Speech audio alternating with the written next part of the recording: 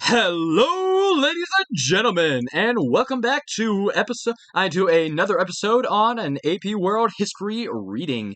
Today we are reading Chapter 8.8, End of the Cold War. Now, I'm honestly interested to get to the end of this, so let's start from the beginning to reach the end. Quote, Mr. Gorbachev, tear down this wall. End quote. Ronald Reagan, speech in West Berlin, Germany, June 12, 1987. Essential question. What caused the end of the Cold War? Power structures continued to change in the 1980s and 1990s. President Ronald Reagan's appeal to Soviet leader Mikhail Gorbachev came 2 years before the Berlin Wall fell in 1989. 2 years after the fall, a coup ousted Gorbachev from power. The Soviet Union collapsed and the Cold War was over. The US-Soviet Union rivalry that had dominated the world stage for nearly 5 decades ended. Governments in only a few countries, such as China, North Korea, Cuba, and Vietnam, still called themselves communists. Political alliances changed and economic interactions among nations expanded. The final decades of the Cold War era. Despite the persistent mistrust between the two countries, diplomatic relations between the United States and the Soviet Union were maintained, albeit inconsistently at times. During the last decades of the conflict, proxy wars and support of opposing sides in international conflicts remained standard for both nations. These conflicts reinforced the fundamental disagreement between the capitalist United States and the Communist Soviet Union. Agreements between the superpowers to limit nuclear weapons played a key role in ending the Cold War. However, the path to a thaw was not always steady. Detente and a colder war. After resolving the crises of the 1960s, which included the Bay of Pigs and the Cuban Missile Crisis, the relationship between the superpowers improved in the following decade. This period of time was called detente, a relaxation of strained relations between nations. One symbol of detente was the visit of President Richard Nixon to the Soviet Union in 1972.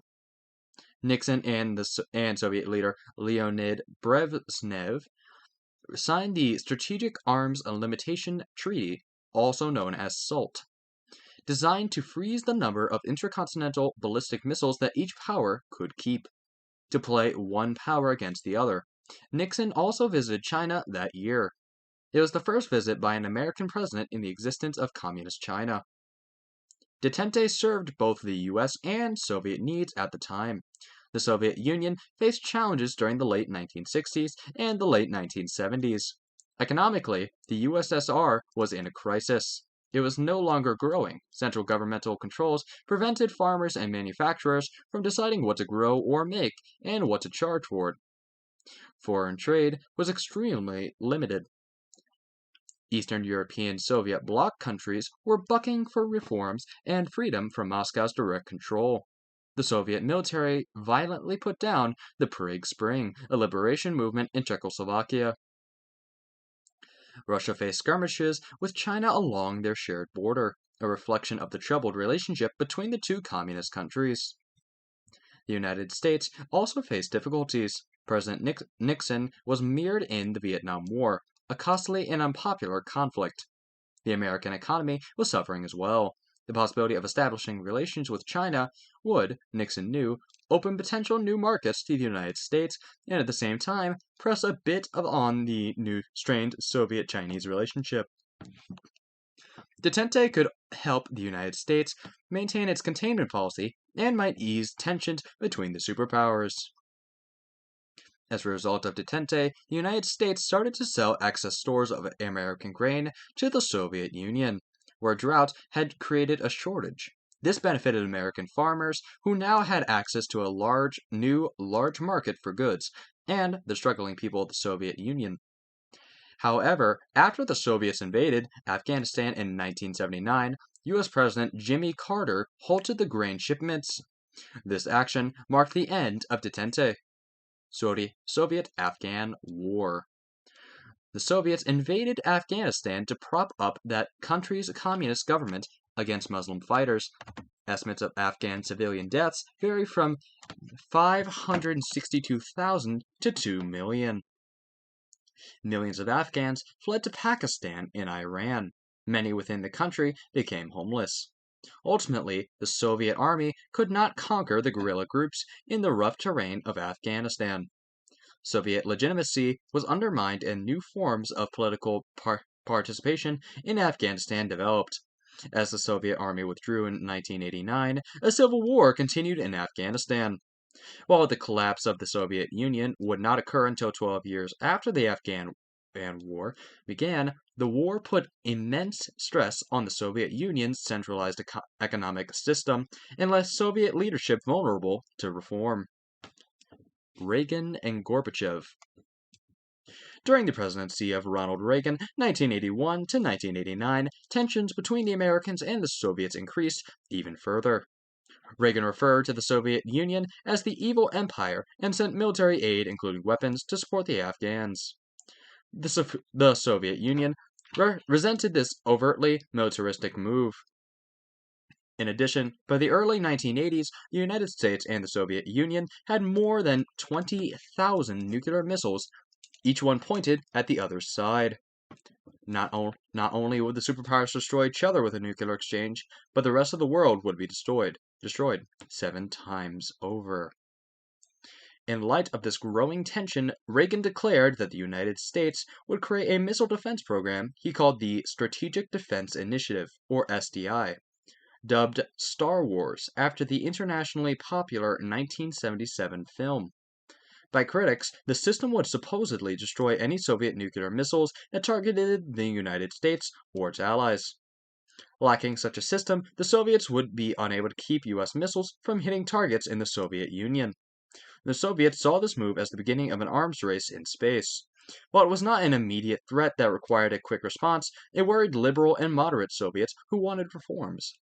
They saw it as a long-term economic concern and one that strengthened the hand of Soviet conservatives. The Soviets objected loudly to Reagan's plan.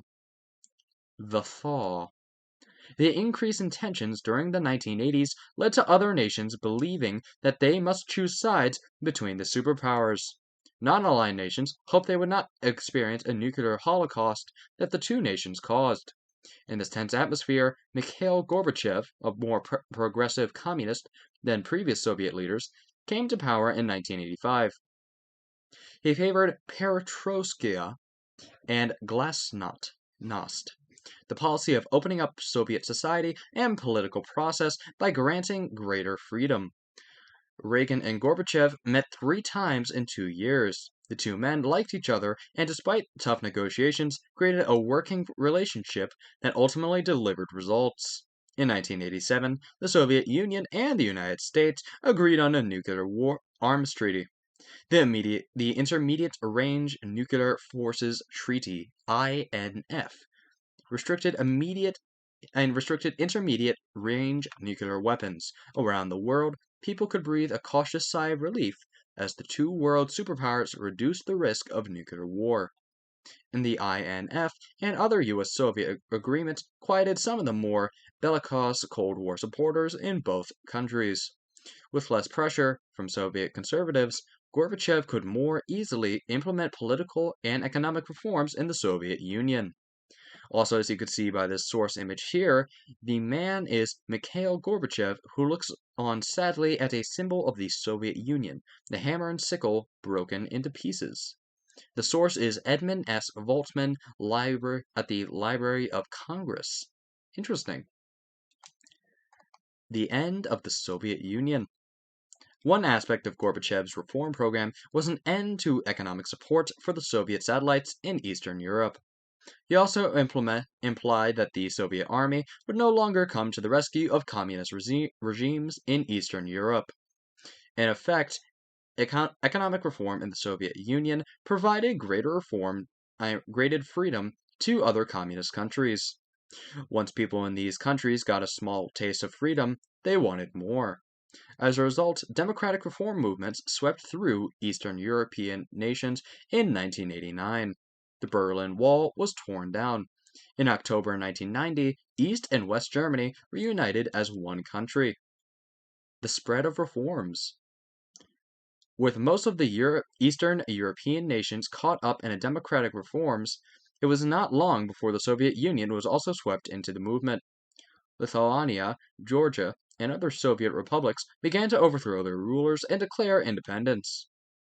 The Warsaw Pact dissolved. Gorbachev's reforms ultimately led to his political downfall and the end of the Soviet Union in December 1991.